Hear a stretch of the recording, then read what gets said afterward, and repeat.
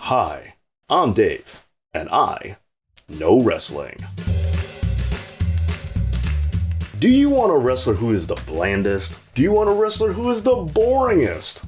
And do you want a wrestler who is the nothingest thing to happen to the Raw Women's Championship ever since Bayley's first run with the belt? Then allow me to introduce to you my client for Dave Knows Wrestling's honest promos. The Stale Princess of Belair, Eastern Standard Time, The Blair Witch Project, Bianca Belair or Bianca Belair. Behold, another wrestler who was a great heel that became a total snooze fest as soon as they turned babyface. And somehow she became even more boring after winning a title, as the most interesting thing that's ever happened to her was getting squashed by Becky Lynch in a matter of seconds. Because since then, and thanks to a lot of fan outrage, she was given another WrestleMania moment, but this time she would be able to beat the man. Although she didn't exactly get revenge because there was no way WWE would ever let her beat Becky to the same capacity that she got beaten. But you know what? Close enough, right?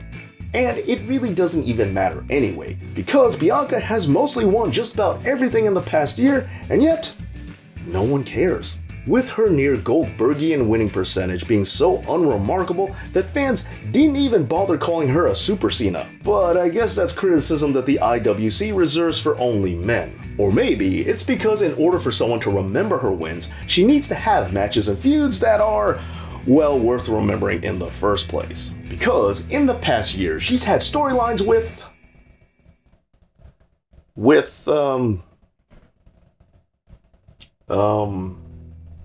when did Sasha Banks leave the company again?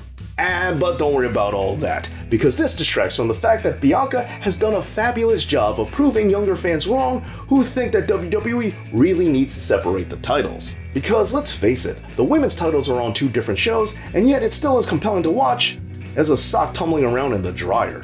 But booking is only part of the problem, because the reality is, Bianca just isn't a viable babyface champion, as recently she's been showing more personality in commercials than she has in the ring. Girl, Completely cooling off after you stop being heel? We call that the Drew McIntyre effect.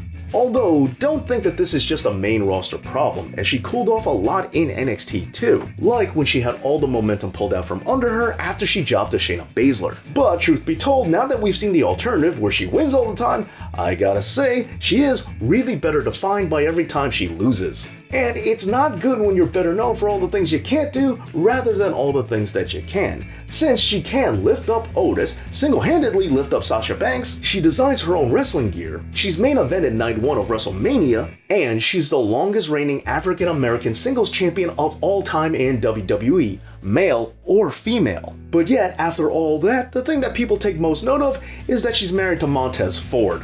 So, let's just say that wrestling fans really don't care about women's wrestling as much as they say that they do, and that Bianca has really given them no reason to either.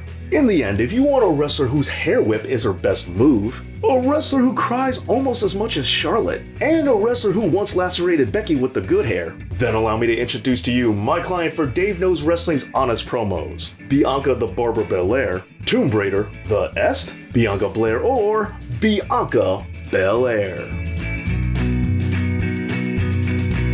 She's the strongest, the fastest, the quickest, the roughest, the greatest, the smartest, the best. Reason to change the channel on Monday nights.